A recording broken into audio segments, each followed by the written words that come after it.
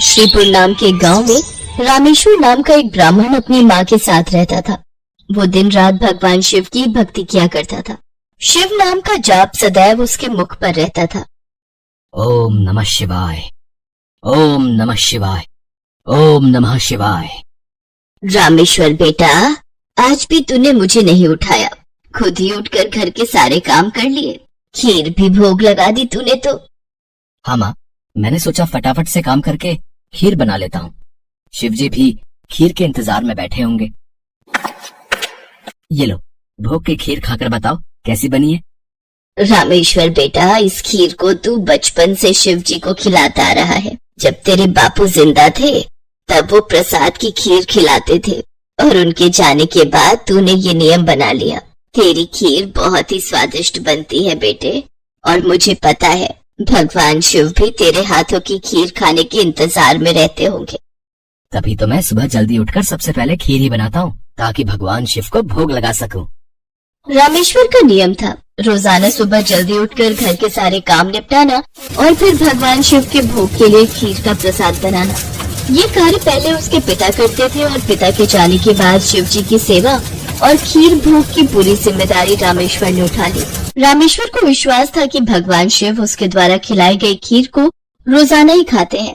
इसी विश्वास पर वो रोजाना खीर का भोग लगाता था और अपने भक्त के द्वारा भोग लगाई गई खीर को कैलाश पर्वत पर विराजमान भगवान शिव बहुत चाव से खाते थे। स्वामी, क्या बात है, आपको तो आनंद ही आनंद है। आपके भक्त आपको प्रेम से इतने स्वादिष्ट व्यंजन खिलाते हैं और आपका भक्त रामेश्वर तो नियम के अनुसार आपको खीर का भोग लगाता है। लाइए, थोड़ी सी खीर मुझे भी दे दीजिए। रामेश्वर के हाथों की खीर बहुत ही स्वादिष्ट होती है। हाँ देवी पार्वती, रामेश्वर इतनी स्वादिष्ट खीर का भोग लगाता है कि मन प्रसन्न हो जाता है। तभी नंदी और समस्त शिवगण वहाँ जाते हैं। महादेव, ये लीजिए, हम भांग और धतूरा ले आए हैं। नंदी, अभी तो हम स्वादिष्ट खीर का आनंद ले रहे हैं। ऐसा करो, भांग और धतूरे को वहाँ छोटे पर्वत पर रख दो, हम कुछ समय के बाद उसे ग्रहण करेंगे। अरे नंदी महादेव तो हमारी ओर देख तक नहीं रहे, उनका सारा ध्यान तो रामेश्वर की बनाई हुई खीर पर है। ऐसे कब तक चलेगा नंदी? हाँ, मैं भी यही देख रहा हूँ। इतने प्रेम से हम भांग और धतूरा पीस कर लाए और महादेव ने हमें इसे रखने के लिए बोल दिया। अरे नहीं नहीं, ऐसी बात नहीं है। महादेव ने बोला है कि हम उसे वहाँ रख दें, वो कुछ देर बाद उसे ग्रहण करेंगे।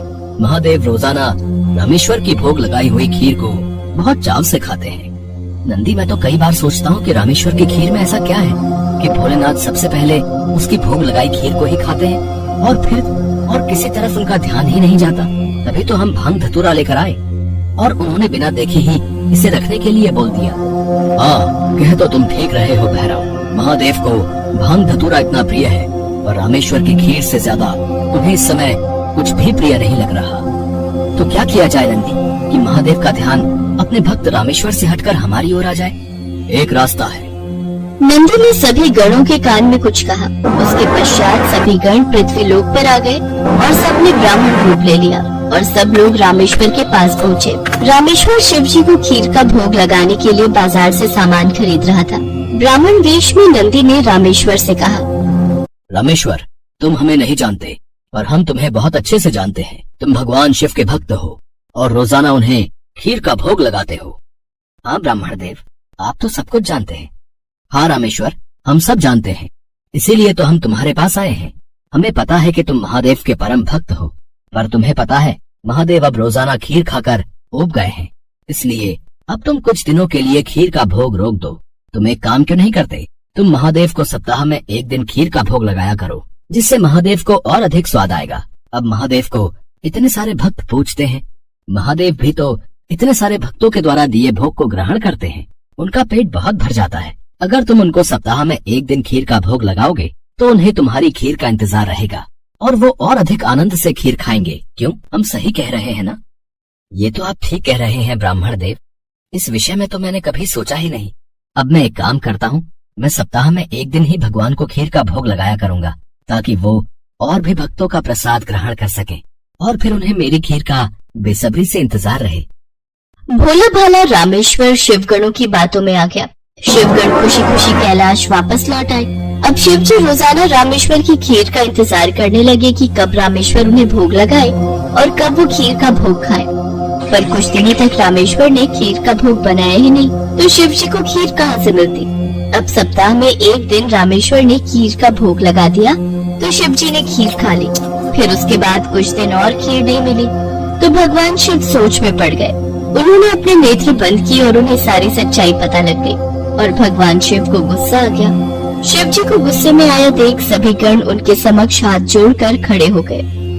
नंदी, श्रृंगी, वीरभद्र, भैरव, तुम सभी गण जानते भी हो कि तुमने क्या किया है। मेरे भक्त रामेश्वर के द्वारा भोग में अर्पित की गई खीर मुझे कितनी प्रिय है और तुमने उसे खीर का भोग रोजाना लगाने के लिए मना कर दिया। महादेव, हमें क्षमा कर दीजिए, हमसे भूल हो गई। महादेव, जब हम आपको खीर खाता हुआ देखते थे तो हम यही सोचते थे कि आप हमारी ओर ध्यान नहीं दे रहे हैं। अच्छा, तो ये कारण है। और तुम सब ये नहीं जानते कि मेरा प्रेम अपने सभी भक्तों पर एक समान है। मैं भला तुम्हें कैसे भूल सकता हूँ? तुम तो मेरे हृदय में वास करते हो। तुम सब तो मेरी ही शक्तियों द्वारा उत्पन्न हुए हो। संसार में मेरा प्रत्येक भक्त मुझे एक समान प्रिय है और प्रत्येक भक्त के हृदय में मैं ही विद्यमान हूँ। इसलिए मेरा प्रेम कभी भी कम या ज्यादा नहीं हो सकता। माता पिता के लिए तो उनके सभी बच्चों में प्रेम एक समान होता है, फिर तुम ये भूल कैसे सकते हो?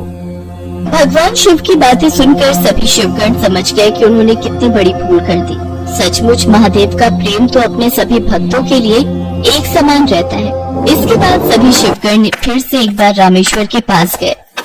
रामेश्वर, हमें भगवान शिव का संदेशा आया है। वो कह रहे थे कि तुम्हारी खीर इतनी स्वादिष्ट होती है कि वो सप्ताह भर की प्रतीक्षा नहीं कर सकते। सप्ताह में एक दिन भोग से उनका मन ही नहीं भरता। इसलिए उनकी आज्ञा है कि तुम रोजाना ही उन्हें खीर का भोग लगाया करो। आप सच कह रहे हैं ब्राह्मण देव? भगवान शंकर को मेरे हाथों की बनी खीर इतनी प्रिय है? ठीक है, फिर मैं रोजाना उन्हें खीर का भोग लगाऊंगा। ये सुनकर रामेश्वर बहुत खुश हुआ। अब एक बार फिर रामेश्वर रोजाना खीर बनाकर भगवान शिव को भोग लगाने लगा। अब तो समस्त शिवगण भी भगवान शिव के साथ रामेश्वर द्वारा भोग लगी प्रसाद की खीर का आनंद लेते और खूब भरपेट खीर को खाते।